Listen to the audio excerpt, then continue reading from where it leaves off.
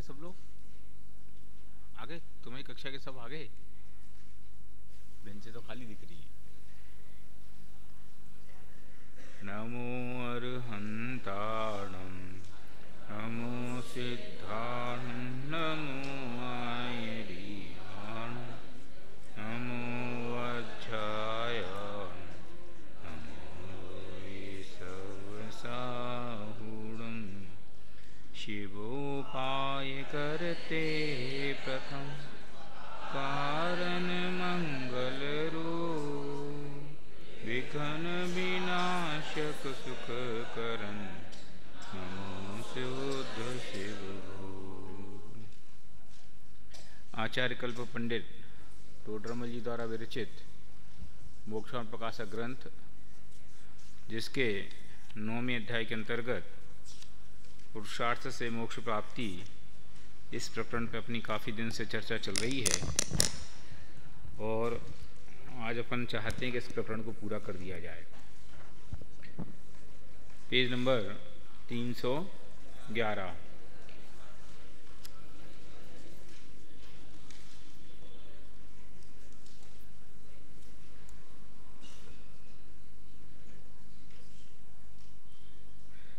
Page number 311। सम्यक शास्त्र का घातक मोह है, इतनी बात अपन कर चुके थे। इसके आगे का पैराग्राफ था नहीं,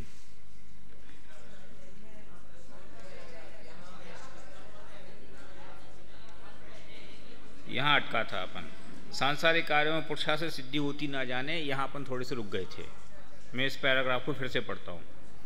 और तत्व निर्णय न करने में किसी कर्म का दोष नहीं है, तेरा ही दोष है।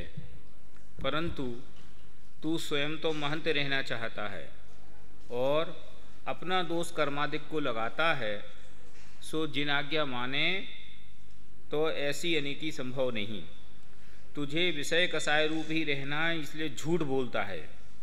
मोक्ष की सच्ची अभिलाषा हो तो ऐसी युक्ति किस लिए बनाए। सांसारिक कार्यों में अपने पुरुषार्थ से सिद्धि होती न जाने, तथापि पुरुषार्थ से उद्यम किया करता है। यहाँ पुरुषार्थ खो बैठा है, इसलिए जानते हैं कि मोक्ष को देखा देखी उत्कृष्ट कहता है। उसका स्वरूप पहचान कर उसे हितरूप नहीं जानता, हितरूप जानकर उसका उद्यम बने सो न कर सके, यह असंभव है। ये नीति का ही अथवा मनोविज्ञान का सामान्य सी बात है, अथवा सामान्य सा नियम है कि जिसको जो चीज़ रुचती है वो उसके साधन खोज लेता है। कामी काम के साधन ढूंढ लेता है, वैरागी वैराग के साधन ढूंढ लेता है। माने ऐसा नहीं है कि दुनिया में साधनों की कोई कमी है। जिसको जैसी रुचि होती है वो अपनी रुचि के अनुरूप व्यवस्थाएं ढूंढ लेता है। अपन किसी शहर में जाओ तो वहाँ देव दर्शन का निमित्त क्या है, अथवा शुद्ध भोजन कहाँ मिलता है, ये ढूंढ लेते हैं कि नहीं ढूंढ लेते हैं। और जो होटल के खाने के रसिया हैं, वो उस होटल बढ़िया खाना कौन से होटल में मिलता है ये ढूंढ लेते हैं। जो टॉकीज के पिक्चरों के रसिया हैं वे ये ढूंढ लेते हैं कि हाँ सबसे बढ़िया पिक्चर हॉल कौन सा है, उसमें क्या कौन सी पिक्चर लगी है। इसमें क्या गजब बात है। अपने राग के अनुरूप व्यवहार सब जीव सहज करते हैं, इसमें कोई आश्चर्य नहीं है। तो तुम भगवान के सामने तो भगवान मुझे मोक्ष प्रिय है ऐसा कहते हो, और जैसी भगवान के सामने से पीठ फेरते हो उसका तो उसकी याद भी नहीं करते। इसलिए हम ये कहते हैं कि तुम मोक्ष हितकारी है, यह देखा देखी कहते हो। क्यों कि अगर तुम्हें मोक्ष वास्तव में ईमानदारी से दिल से हितरूप लगता होता तो फिर मोक्ष के साधनों के प्रति अनुराग सहज होता। ये तो इसकी अस्थि और इसकी नास्ति क्या कि अगर मोक्ष के प्रति अनुराग हो तो उससे जो विरुद्ध मार्ग है, उसके विरुद्ध जो व्यवहार है, उनके प्रति हटने का परिणाम सहज होता। हट पाना या न हट पाना एक जुदी बात है।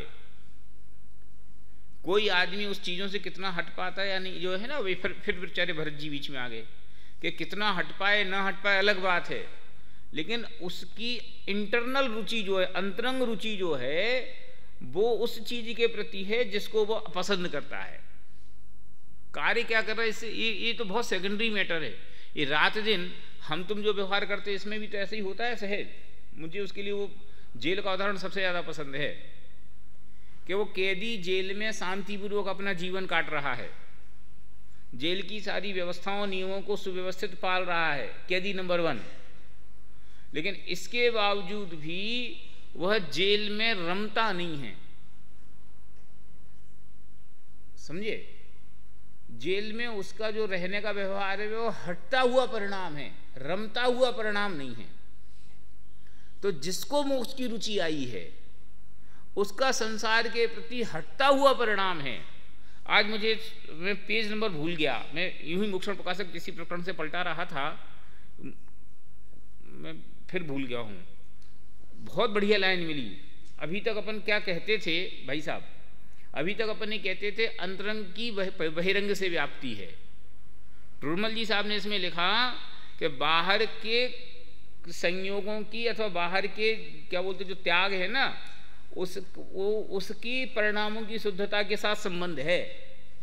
अब मैं भूल गया, मैं कहाँ, नहीं तो मैं निकाल के आज वो पढ़ने वाला था, शायद निर्जराधिकार में, ये 7वें अध्याय में निर्जरा की भूल में था, किस में था, देखना है एक बार जरा, बोल्ड अक्षर में छपी और वो ये है, देखो पेज नंबर 292 निकालो, 292 पेज। मुझे आश्चर्य ये हुआ कि हमने जब ये बात पढ़ाई तब इस पर अपना ध्यान नहीं गया। 8वें अध्याय में है। ऐसे ही होता है जब जिस चीज़ पे दिमाग चला जाए। आप लोग का भी ध्यान नहीं गया होगा कभी कि टोडरमल जी साहब ने क्या लिखा है। पढ़ता हूं मैं। इसलिए यह नियम है कि बाह्य संयम साधन बिना परिणाम निर्मल नहीं हो सकते। ये पेज नंबर 292 पे ऊपर से चौथी लाइन बोल्ड अक्षर में है। और आज तक अपन क्या करते थे, इसके अपनी जो समझ लो कथन की पद्धति है अथवा अपन जो सिद्ध करने की पद्धति थी वो क्या थी कि बहिरंग के परिणामों से अंतरंग की व्याप्ति नहीं है। बाहर में कोई नग्न दिगंबर दशा होए और अंतरंग में वो वीतरागता हो या नहीं हो इसका कोई नियम नहीं है। लेकिन अंतरंग में वीतरागता हो तो बहिरंग में नग्न दिगंबर दशा हुए बिना रहती नहीं। ये कथन की आदर्श पद्धति समझ लो, रूटीन पद्धति है। ऐसा कहकर के अपन ये कहते थे कि बाहर के संयम से क्या, परिणाम संभालो तो काम होएगा। समझ में आई ना बात। अपन आज तक क्या क्या कहते थे। टोडरमल जी साहब ने क्या लिखा, ये चरणानुयोग के संदर्भ में है। चरणानुयोग में दोष कल्पना का निवारण के जो इसका पक्षपाती है वो कहता है कि ग्रहण त्याग के परिणामों से क्या करना। ये ग्रहण त्याग की बातें क्या करते हो, फल तो परिणामों का लगता है, इसलिए मुझे तो परिणामों को संभालना चाहिए। ये ग्रहण त्याग, ये खाओ ये ना खाओ, ये पियो ये ना पियो, ऐसे उठो ऐसे ना बैठो, इस प्रपंच का क्या है, ये तो जड़ की क्रिया है। उसके अगेंस्ट टोडरमल जी साहब ने लिखा है, देखो मैं इसको थोड़ा सा और पढ़ता हूं पीछे से ही।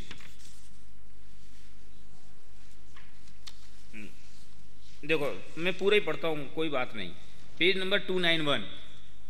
तथा कितने ही जीव ऐसा कहते हैं चरणानुयोग में बाह्य व्रताधिक साधन का उपदेश है, सो इनसे कुछ सिद्धि नहीं, अपने परिणाम निर्मल होने चाहिए, बाह्य में जैसा चाहो प्रवर्तो, इसलिए इस उपदेश से परांगमुख रहते हैं।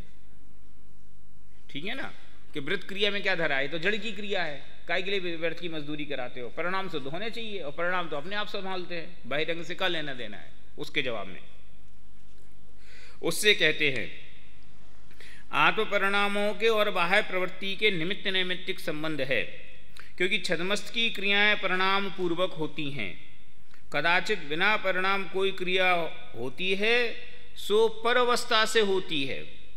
अपने वश से उद्यम पूर्वक कार्य करे और कहे कि परिणाम इस रूप नहीं सो भ्रम है, अथवा बाह्य पदार्थ का आश्रय पाकर परिणाम हो सकते हैं, इसलिए परिणाम मिटाने के अर्थ बाह्य वस्तु का निषेध करना समय सार आदि में कहा है। ये आवाज शायद थोड़ी तेज है राजेंद्र जी, थोड़ी सी आवाज स्लो करो इसकी, एकदम तीखी सी लग रही है। इसलिए रागादि भाव घटने पर अनुक्रम से वाह ऐसे श्रावक मुनि धर्म होते हैं। अथवा इस प्रकार श्रावक मुनि धर्म अंगीकार करने पर पांचवें छठवें आदि गुणस्थानों में रागादिक घटने पर परिणामों की प्राप्ति होती है, ऐसा निरूपण चरणान योग में किया है। तथा यदि बाह्य संयम से कुछ सिद्धि ना हो, देखो तर्क क्या दे रहे टोरमल जी, तो सर्वार्थ सिद्धिवासी देव सम्यक दृष्टि बहुत ज्ञानी होते हैं, उनको तो चौथा गुण स्थान होता है, और गृहस्थ श्रावक मनुष्यों के पंचम गुण स्थान होता है, सो क्या कारण है। तथा तीर्थंकर गृहस्थ पर छोड़कर किस लिए संयम ग्रहण करें, इसलिए यह नियम है कि बाह्य संयम साधन बिना परिणाम निर्मल नहीं हो सकते। इसको बोल्ड अक्षर में भी छापा गया है। अब इसका अर्थ ये नहीं है कि अपन जो रूटीन में कहते हैं वो बात गलत है, गलत है अतः इसके विरुद्ध है।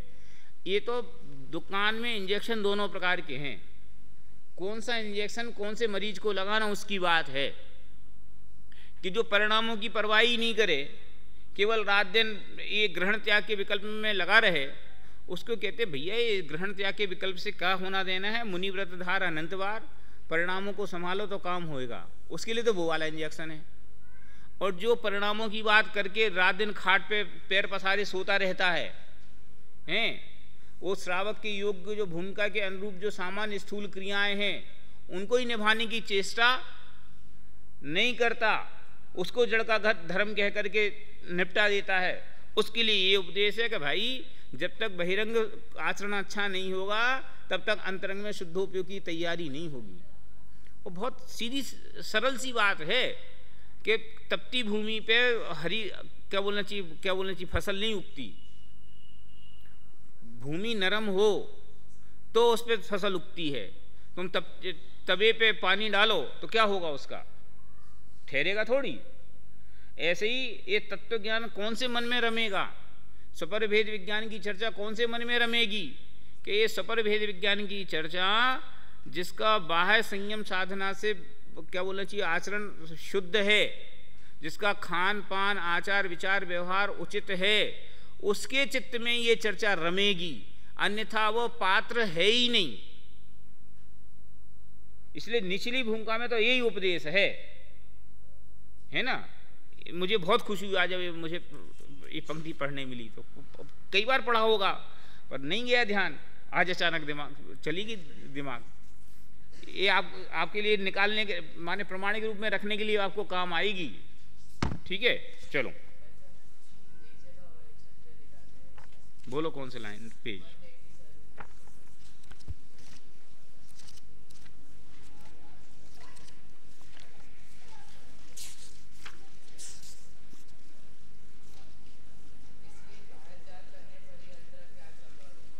हाँ है, ये पेज नंबर 87 पे दूसरा पैराग्राफ में नीचे से दूसरी लाइन। ये उस तर्क का जवाब है, अंतरंग में तो श्रद्धांत सही है और बाहर शिष्टाचार करते हैं तो फल तो अंतरंग का लगेगा, इसलिए बाह्य त्याग करने पर ही अंतरंग त्याग संभव कुगुरु के संदर्भ में है। यहाँ ग्रहण त्याग ये चरणान योग के संदर्भ में है। चलो वापस अपने विषय पे आओ। अपन बात क्या कर रहे थे कि 24 घंटे हमारा मन, हमारा विचार, हमारा उपयोग विषय कसाय में आचार्यत्व करने में लगा हुआ है। मैं आचार्य शब्द जानबूझकर को उपयोग कर रहा हूँ कि आचार्यत्व माने क्या, कि हम प्रतिस्पर्धा इस विषय में नहीं कर रहे कि तुम्हारे धर्म के संयोग कैसे हैं और हमारे धर्म के संयोग कैसे हैं। हमारा आचार्य इस बात पे है कि तुम्हारे पास कौन सी गाड़ी है और हमारे पास कौन सी गाड़ी है। हमारा आचार्य इस बात पे है कि तुम्हारे पास घर का स्टैंडर्ड कैसा है और हमारे घर का स्टैंडर्ड कैसा है। अरे हम तो लोगों से मिलने भी वे कपड़े किस रेंज के पहनते उसके आधार से व्यवहार करते हैं। तो कहाँ हमारे जीवन में भी मोक्ष हितकारी ये बात कहाँ खड़ी कहाँ है अभी। माने जो जीव, क्या कहना चाहता हूँ, मोक्ष मार्ग प्रकट होना तो अलग बात है, पर जिसके जीवन में मोक्ष मार्ग प्रकट होने की वांछा हो, ये कहते हैं ना आत्मार्थी या मोक्षार्थी, कि वो मोक्षार्थी का भी स्थूल व्यवहार, उसके जीवन का भी स्थूल आचरण कितना निर्मल और व्यवस्थित होना चाहिए, ये कहने की बात है कि तुम कहते तो है मोक्ष सुखदायी है, कहते तो ये हो कि मुझे मोक्ष जाना है, और तुम्हारा आचार विचार और व्यवहार पंचेंद्री के विषय के व्यापार की ओर ही झुका दिखाई देता है, तो हमें कैसे माने कि तुम्हें मोक्ष की सच्ची लगन लगी है, कि तुम्हें मोक्ष की सच्ची रुचि स्टार्ट हुई है, मोक्ष जाना है। ये तो तुम शास्त्र के कथन के आधार से कहते हो, तुम्हें मोक्ष हितरूप भाषित हुआ नहीं। अगर होए तो तुम्हारे व्यवहार में जमीन आसमान का फर्क पड़ ही जाए, है ना। कल इतनी बात कहने के लिए अपन इसको रोका था। देखो मैं फिर से इस पैराग्राफ को यहां से पढ़ता हूं। सांसारिक कार्यों में अपने पुरुषार्थ से सिद्धि होती न जाने, तथापि पुरुषार्थ से उद्यम किया करता है। वस्तु की स्थिति कैसी है कि जहां कुछ किया नहीं जा सकता वहां रात दिन करने का प्रयत्न है, और जहां सब कुछ गारंटेड होता है, जहां सब कुछ गारंटेड किया जा सकता है, उधर करने के लिए कोई विकल्प ही नहीं, स्टार्ट नहीं होता, उत्साहित ही नहीं होता। यहां पुरुषार्थ खो बैठा है। इसलिए जानते हैं कि मोक्ष को देखा देखी उत्कृष्ट कहता है, उसका स्वरूप पहचान कर उसे हित रूप नहीं जानता। हित जानकर उसका उद्यम बने सो न करे, यह असंभव है। कल मैंने विद्यार्थी के संदर्भ में ये बात कही थी कि विद्यार्थी को पढ़ाई के बिना कोई रास्ता नहीं। ये बात अगर ख्याल में आ जाए तो पढ़ तो वो खुद ही लेगा, है ना। व्यापारी को दुकानदारी के बिना उसका कोई रास्ता नहीं, तो वो दुकानदारी तो स्वयं सीख जाता है। कौन सिखाता है बोलो? कौन सी पाठशाला में बात सिखाई जा सकती है कि व्यापार कैसे करना चाहिए? ये तो वो अपने अनुभव से ही सीखता है, अनुभव से नहीं, रुचि से ही सीखता है। उसको कौन सवेरे ये सिखाता है कि सवेरे 8 बजे उठ गए, उठ के तैयार होकर के दुकान जाना है, और बेनांगा। और गजब की बात यह है, देखो रुचि की बात कर रहा हूं मैं, कि रुचि किसका नाम है कि वो जिस काम को करने में थकान ही महसूस नहीं करे, उसका नाम है रुचि। और जिस काम को करने में बोझा महसूस करे, थकान महसूस करे, उसका नाम है पराधीन। सोचो आप इसको आप अपने ढेरों उदाहरण आपके दिमाग में अभी हाल दौड़ सकते हैं कि बढ़िया सीजन का टाइम हो हैं, और सवेरे रात को 12-1 बजे तक दुकान बंद करके जा पाया हो, और दुकान का वही नौकर वो तो 9 बजे से मालिक को घड़ी दिखाने लगता है। समझ लो उसका अगर 8 बजे का टाइम है और सारंग का टाइम है, सीजन का टाइम है, और 9 बज जाए तो दुकान वो दिखाने लगता है, तो वो क्या कहता है मालिक कि ठीक है तू जा भाई। तो फिर दुकानदारी कहता है कि अब नौकरी नहीं है तो मैं क्या काम करूं, मैं ही जाता हूं। अपना कार्य करने का हर्ष बहुत है। फिर वो देखता है कि बंडल उठाना छोटा काम है कि बड़ा काम है, फिर कौन से काम का विचार करता है। और रात को 12 बजे तक सारे काम करके गया और सवेरे 8 बजे से आके वापस दुकान पे बैठ गया, बोलो कितनी थकान हुई। और दिन भर ग्राहक इतने थे कि शाम का भोजन ही भूल गया, और घर से फोन आए, फोन तो भले के लिए आया था कि भैया तुम कल भी इतने हैरान होते रहे और आज भी तुमने सवेरे ढंग से नहीं खाया था, अभी शाम भी हो गई और खाने का टाइम होगा, तुम आए ही नहीं। तो तीसरी बार फोन जाए तो क्या जवाब मिलता है कि तुम्हें खाने की दिख रही है। माने जो उसके हित का काम है उसको कोई स्मरण दिलाए तो उसको उसमें क्रोध आता है। माने खाना खाना तो काम के ही है, माने जिसके लिए तो सारा काम हो रहा है, ये सारा प्रपंच काय के लिए है, तो उसकी कोई याद दिलाए तो उसको क्रोध दिखाई देता है, और जो काम रुचि का है वो उसमें नहीं। अब छोटा बच्चा खेल रहा हो और खेलने में माँ उसको खाने के लिए बुलाए तो बोलो वो क्या बोलना चाहिए, खाना छोड़ के खेलना पसंद करता है, सॉरी खेलना छोड़ के खाना पसंद करता है, खाना छोड़ के खेलना पसंद करता है? रुचि काय में है? सोचो। तो जिस काम में रुचि है उसमें उसको थकान महसूस होती ही नहीं है। ऐसे एक बार इसका रस लग जाए, एक बार क्या बोलना चाहिए, दिमाग में ये बात घूम जाए तो फिर इसमें आनंद ही आनंद है, ठीक है, 24 घंटे उसमें ही रंगा रहे। और नहीं होए तो वो 1 घंटा निकालना ऐसा भारी काम होता है कि क्या बताएं। जिसको लौकिक व्यापार की रुचि है उसको लौकिक कार्य में थकान नहीं होती, जिसको आत्मार्थ की रुचि है उसको आत्मार्थ के काम में थकान नहीं होती। मैं बार बार जो कहता हूं ना कि मुनिराज जंगल में मस्त कैसे रहते हैं, उनका क्या संयोग है, क्या सुख सुविधा के साधन हैं।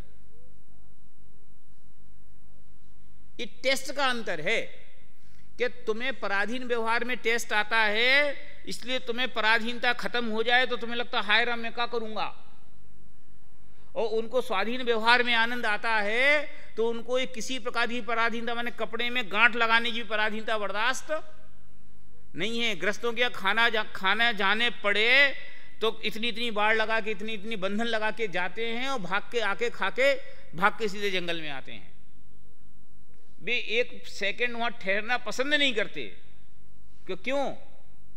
उन जंगल में उनका मन कैसे लगता है, करते क्या होंगे। जो तुम मुनिराज के लिए कहते हो ये बात मुनिराज ग्रस्त के लिए कहते हैं।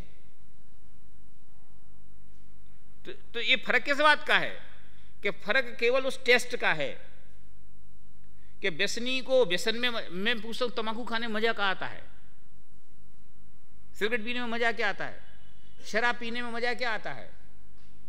वही शराबी जो स्वस्थ होता है, जब उसके शराब का नशा ना हो तो उस शराब को इतनी गालियां देता है कि कोई हिसाब नहीं। वो जानता है कि मेरे मरने का रास्ता है, इससे मेरे को समझ लो तन खराब हो रहा है, मन खराब हो रहा है, धन खराब हो रहा है, सब जान रहा है, मेरा परिवार सत्यानाश हो रहा है, मेरी समाज में समझ लो जो कुछ है सब समझता है उसकी भलाई बुराई। ऐसा नहीं कि उसको पता नहीं है, फिर भी उसमें पता नहीं क्या रस है कि वो समय होते ही बाकी सब चीज एक तरफ रखी रहती है और फिर वो शराब की बोतल याद आती है। और याद अकेली नहीं आती, एट एनी कॉस्ट चाहिए। ये जो नशे वाले होते हैं ना, ये कैसे करते हैं कि पहले कॉलेजों में बच्चों को समझ लो फ्री में थोड़ी थोड़ी रस लगाएंगे और फिर धीरे जब उनको रस लग जाएगा तो उसकी सप्लाई शॉर्ट करेंगे, तो फिर ढूंढते ढूंढते आपकी दुकानों पे आएंगे और किसी कीमत पे आपको समझ लो करते हैं धंधे। ये क्या है कि वो जैसी रुचि होएगी उसके अनुरूप व्यवहार सहज होता है, इसमें कोई आश्चर्य नहीं है।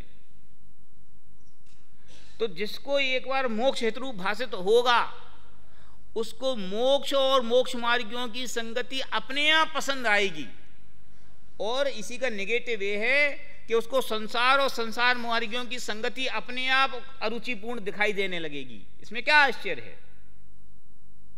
जिस प्रकार संसार के रुचि वालों को मोक्ष मार्ग की संगति अच्छी नहीं लगती, उसी प्रकार मोक्ष मार्गियों को भी संसार की रुचि वालों की संगति अच्छी नहीं लगती। भोगियों को योगियों की संगति अच्छी नहीं लगती, योगियों को भोगियों की संगति अच्छी नहीं लगती। इसमें क्या गजब बात है। एक सी रुचि वालों को सबको एक से साथ रहना पसंद आता है। तो तुम ये जो मोक्ष को देखा देखी भला कहते हो, तो तुम मोक्ष को भला देखा देखी कहते हो, हमने कैसे जाना कि तुम्हारे वो 24 घंटे के विचारों के व्यवहार से जाना।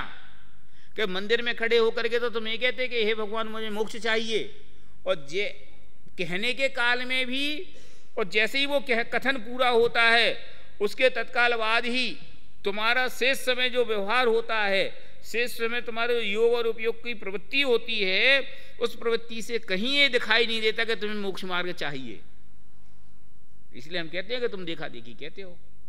इसलिए मोक्ष प्राप्ति के लिए तू पराधीन होना चाहता है और संसार के कार्यों के प्राप्ति के लिए तू आचार्य तो दिखाता है। ये तुम्हारे मन का पाप है। ठीक है, अब चलो आगे।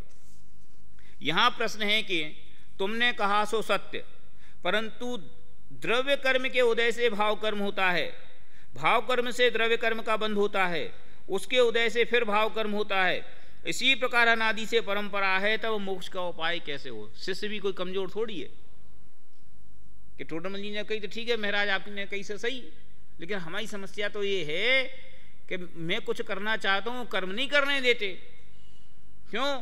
कि द्रव्य कर्म से भाव कर्म, भाव कर्म से द्रव्य कर्म, भाव कर्म से द्रव्य कर्म, द्रव्य कर्म से भाव कर्म, ये जंजाल 24 घंटे चल रहा है।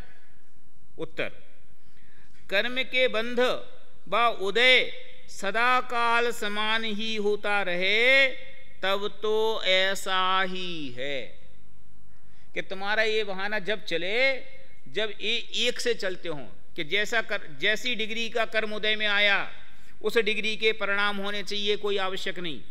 जिस डिग्री के परिणाम हैं उस डिग्री का कर्म बंध होना चाहिए, कोई आवश्यक नहीं। उसमें निरंतर परिवर्तन, निरंतर बदल होती रहती है। इसलिए कोई नियम सामान्य रूप से नहीं है, सूक्ष्म रूप से होगा। परंतु परिणामों के निमित्त से पूर्वबद्ध कर्म के भी उत्कर्षण अपकर्षण संक्रमण आदि होने से उनकी शक्ति हीनाधिक होती है। इसलिए उनका उदय भी मंद तीव्र होता है, उनके निमित्त से नवीन बंध भी मंद तीव्र होता है। इसलिए संसारी जीवों को कर्मोदय के निमित्त से कभी ज्ञानादिक बहुत प्रकट होते हैं, कभी थोड़े प्रकट होते हैं, कभी रागादिक मंद होते हैं, कभी तीव्र होते हैं। इस प्रकार परिवर्तन होता रहता है। वहाँ कदाचित संगी पंचेंद्री पर्याप्त पर्याय प्रकट की, तब मन द्वारा विचार करने की शक्ति हुई, तथा इसके कभी तीव्र रागादिक होते हैं, कभी मंद होते हैं।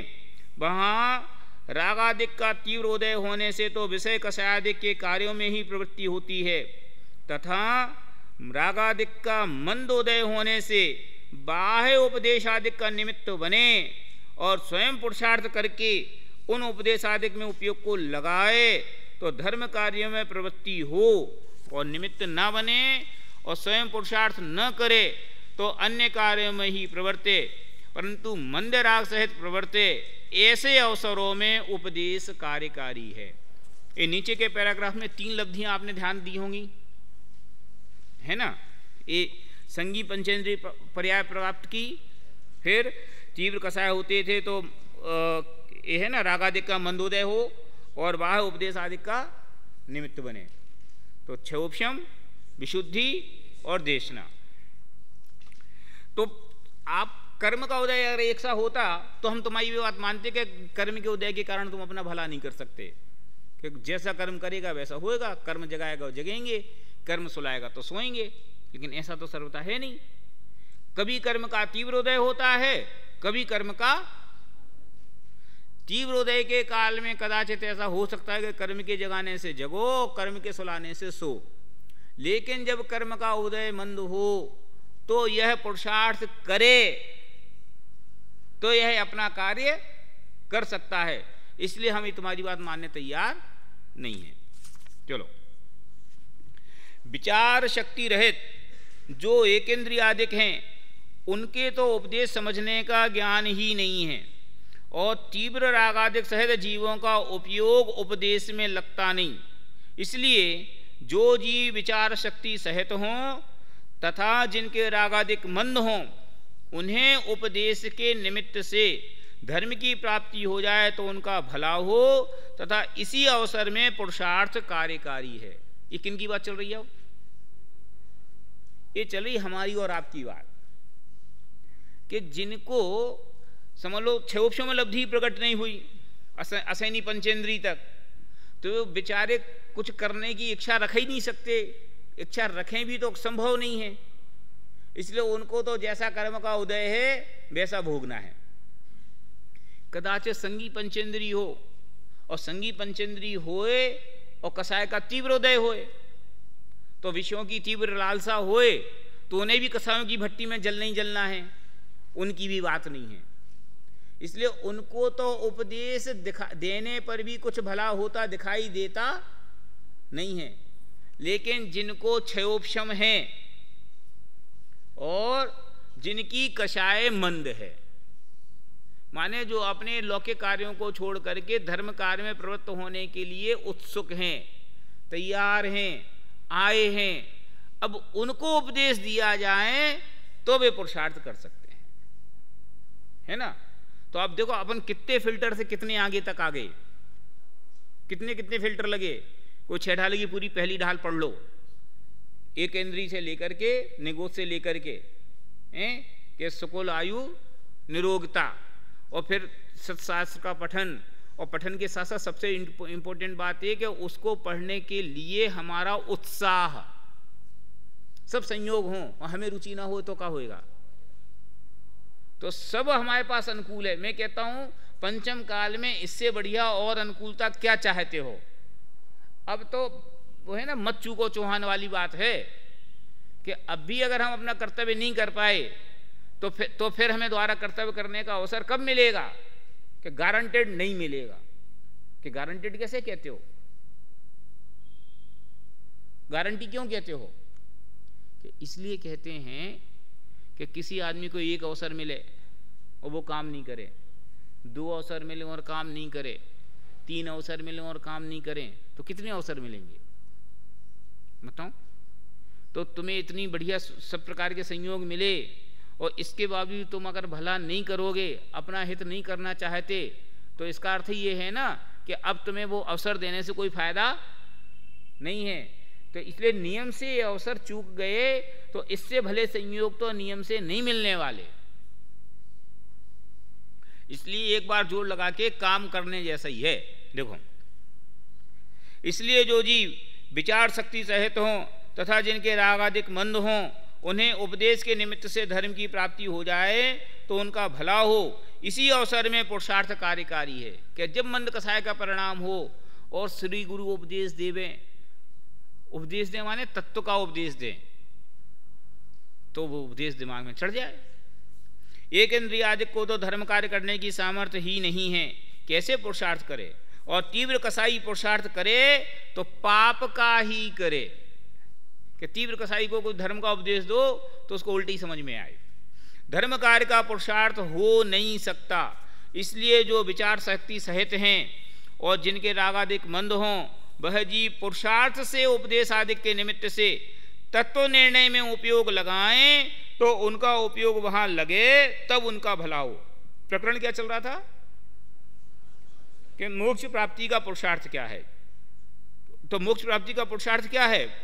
पुरुषार्थ से तत्व निर्णय में उपयोग लगाए। पढ़ा मैंने, फिर से देखना पंक्तियां।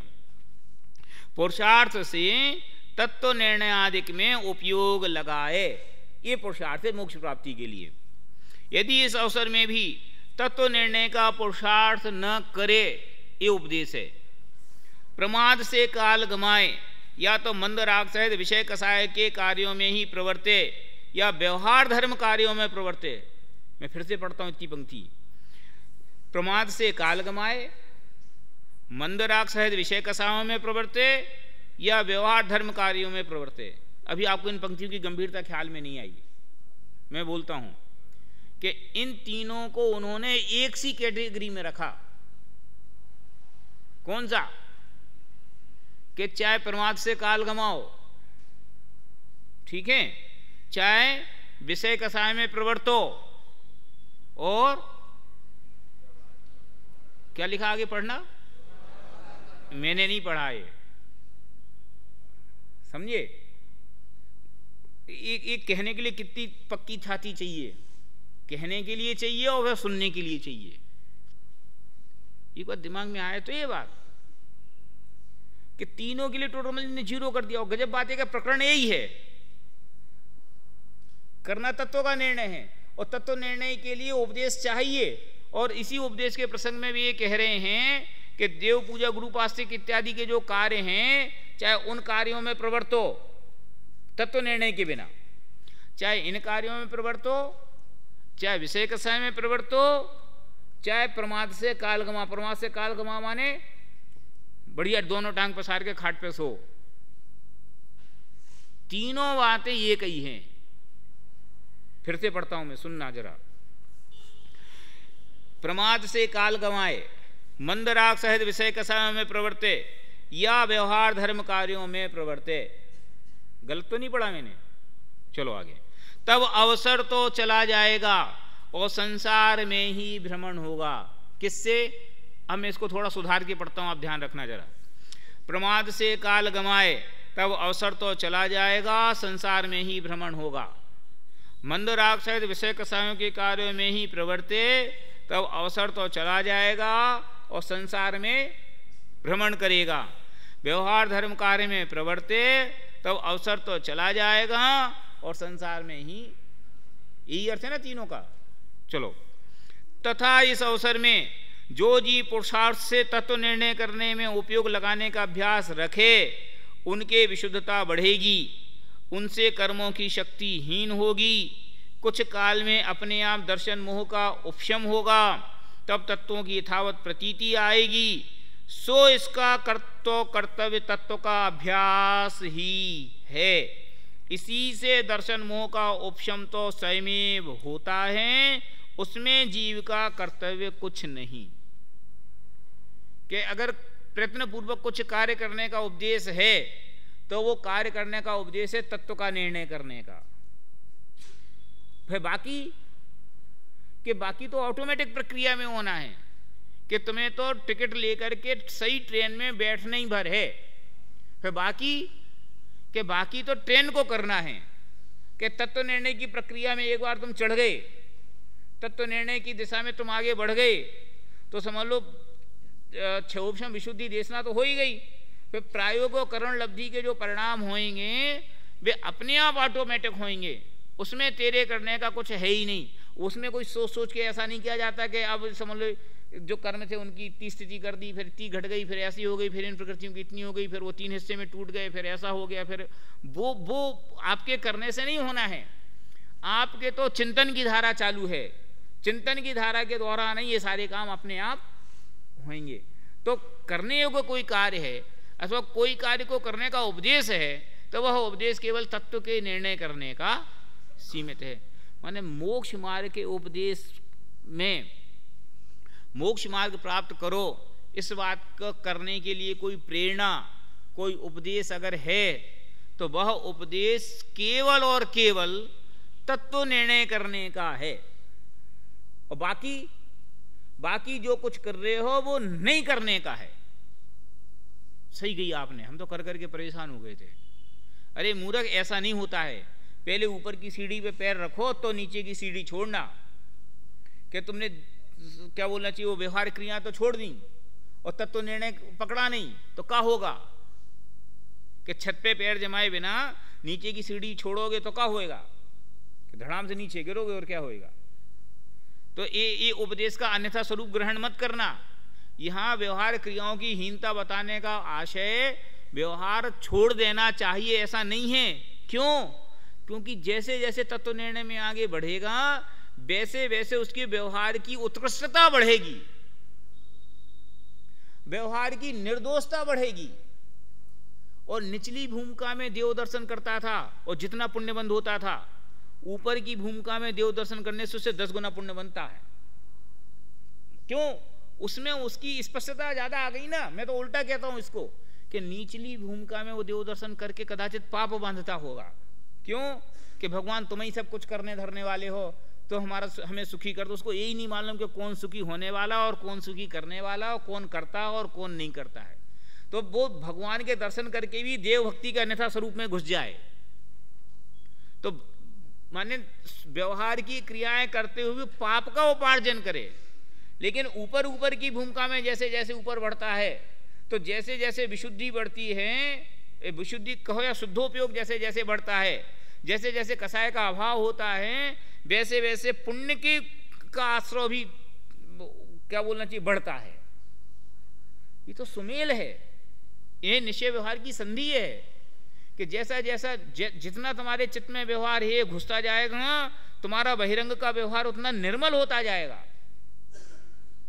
कि पंचम गुण स्थान होगा तो क्या खाना क्या नहीं खाना इसका यथावत विवेक आएगा। कब खाना, कैसे खाना, क्या खाना क्या नहीं खाना, कितना खाना, इसका बराबर विवेक आएगा। साधर्मी की सहायता करने का बराबर व्यवहार आएगा। तो दुखी जीवों को देख करके उनको सुखी करने का परिणाम नियम से आएगा और ऊपर जाएगा। छठवें सातवें गुणस्थान की भूमिका में होगा तो अपने कल्याण करने का भाव तो आएगा ही आएगा, लेकिन जब भी शुद्धोपयोग से बाहर आएगा तो जगत के जीवों के कल्याण करने का भाव भी नियम से आएगा और उसके भाव में के फल में पंच परमागम लिखे जाएंगे। एक क्या है, वो शुभोपयोग की क्रिया ही तो है। ये अहम को खलु खुद शुद्धों का उपदेश, ये वो स्वभाव की क्रिया तो है, ये मंद कसाय के परिणाम तो है। कि शिष्यों को दीक्षा देने का परिणाम आएगा, कोई मोक्षार्थी जीव को मोक्ष पे चलाने के लिए उपदेश देने का भाव आएगा। इसलिए जो लोग ये कहते हैं कि ये ठीक है कि ये हम कर्तव्य निर्णय कर लेंगे और व्यवहार छोड़ो, ऐसा नहीं, ये इसका अनर्थ ग्रहण करना है। तो व्यवहार क्रियाओं को एक सा क्यों रखा कि तुम व्यवहार भी कहाँ समझते, वास्तव में तो व्यवहार और निश्चय कोई अलग अलग वस्तु थोड़ी है, और वास्तव में कोई क्रिया का नाम निश्चय और व्यवहार थोड़ी है। उसी क्रिया को यथार्थ दृष्टिकोण से देखना वो निश्चय क्रिया है, और उसी क्रिया को उसके अन्य अपेक्षाओं से देखना उसका नाम व्यवहार क्रिया है। कि देव दर्शन की क्रिया पुण्य बंध का हेतु है, ये निश्चय का कथन है, और देव दर्शन की क्रिया सम्यक दर्शन का निमित्त है, ये व्यवहार कथन है। ये तो ज्ञान का विषय है। हम मूर्ख लोगों ने उसको क्रिया पे लगा दिया, चीजों पे लगा दिया, लोगों को बांट दिया, पार्टियां कर दी, ये व्यवहार वाले, निश्चय वाले। अरे निश्चय व्यवहार तो ज्ञान के अंश हैं, वो तो ज्ञान में होते हैं, क्रियाओं में कहाँ लगते हैं। न क्रिया निश्चय की होती है और न क्रिया व्यवहार की होती है। क्रिया तो जड़ की होती है, अथवा क्रिया तो वस्तु की होती है। उस क्रिया को यथार्थ दृष्टिकोण से देखना उसका नाम है निश्चय की क्रिया, और उसी क्रिया को उपचार आदि की अपेक्षा से देखना, संयोग आदि की अपेक्षा से देखना, उसका नाम है व्यवहार की क्रिया। बात तो वही है ना। तो हम इसका भी विवेक नहीं करते। इसलिए मैंने फिर से कही कि ये व्यवहार क्रियाओं की जो हेता की बात यहाँ कही ना, प्रमाद को और व्यवहार की क्रियाओं को और विषय भोग को और व्यवहार को एक साथ गिना, तो कुछ लोग ऐसा समझें कि बहुत बढ़िया कही आपने। जबरदस्ती सवेरे 5 बजे उठ करके प्रक्षाल की तैयारी करने आते थे, नहाते धोते, तब शांति से सोएंगे, बढ़िया टीवी खोल के देखेंगे। क्यों? कोई कहेगा ये क्यों कर रहे, ये कई बात तो है, चाहे टीवी देखो चाहे भगवान को देखो,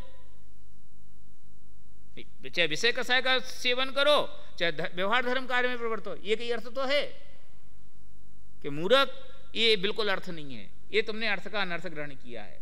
कि सच्चा अर्थ क्या है कि तुम व्यवहार की क्रिया मात्र करते हो, उस क्रिया का प्रयोजन नहीं समझते, क्रिया जड़ हो गए हो, इसलिए वह क्रिया तुम्हें फल नहीं देगी, इस अपेक्षा से एक अर्थ है।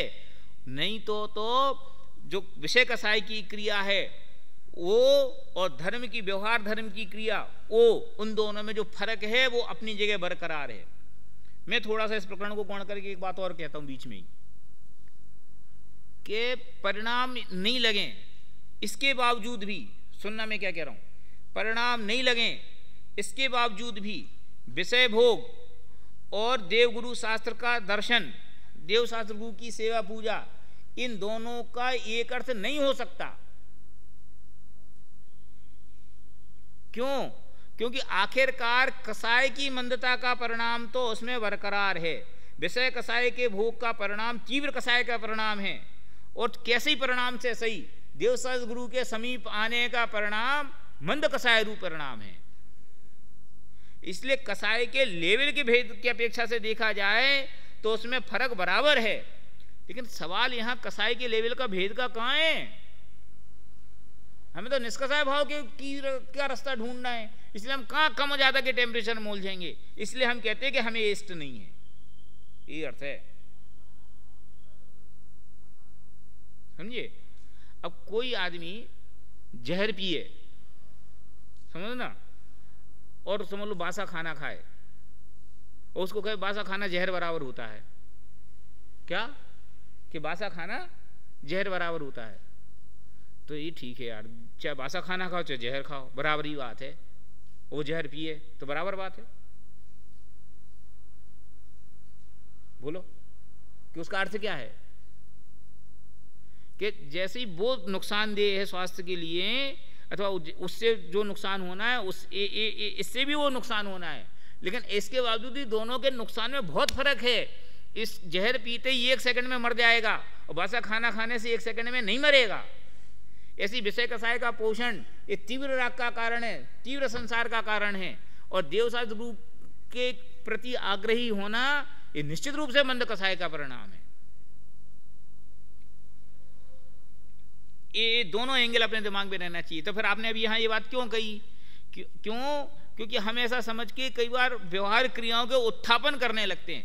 व्यवहार क्रियाओं के उत्थापन का प्रश्न नहीं है, वो व्यवहार क्रियाओं को व्यवहार के एंगल से रखना, ये उसका अर्थ है। ठीक है, चलो इस अवसर में दर्शन मुख अवसर जीव का कर्तव्य कुछ नहीं, लो समय हो गया। अब ये इतना पैराग्राफ जो शेष बचे हैं इसको कल अपन पूरा पढ़ेंगे।